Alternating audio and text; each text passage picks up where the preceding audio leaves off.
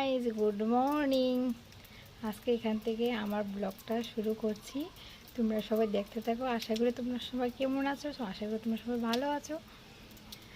তোমরা আমার পুরোটা ভিডিও দেখতে থাকো, স্কিপ না করে। আজকে তোমাদের সাথে আমি একটা খাসির মাংসের রেসিপি শেয়ার করব। দেখো, তোমাদের দাদা খাসির মাংস নিয়ে আসলো। এই দেখো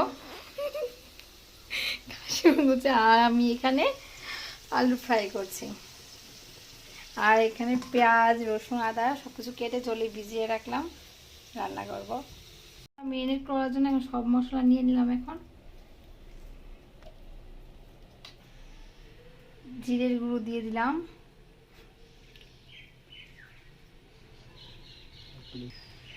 ধনিয়া গুঁড়ো দিয়ে দিলাম,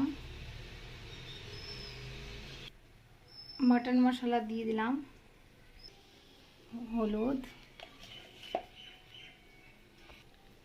নুন, তেল দিয়ে দিলাম, টক দই দিয়ে দিলাম।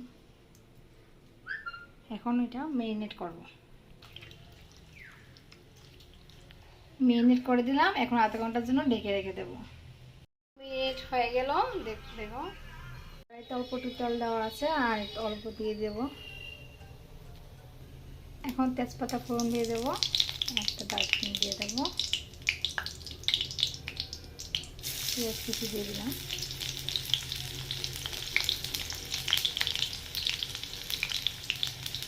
ভাজা হয়ে গেলে মাংসটা ঢেলে দেবো। মাংসটা ঢেলে দিলাম।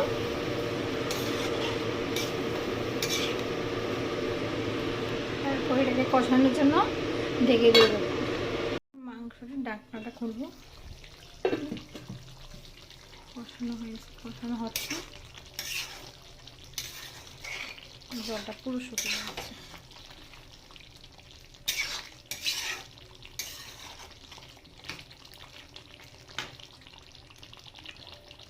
আর অল্প একটু টক দই দিয়ে দেবো।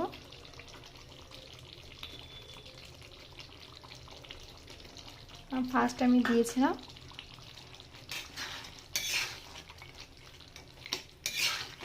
মিনিটের সময় দিয়েছিলাম টক দই, তার জন্য এখন অল্প একটু দিয়ে দিলাম।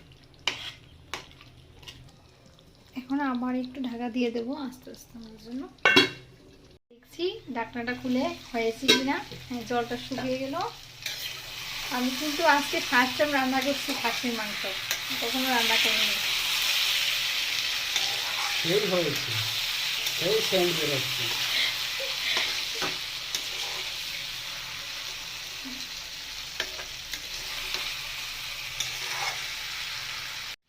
মাংসটা কষানো হয়ে গেছে। এখন গরম জল করে রাখলাম, এখন গরম জলটা দিয়ে দেব।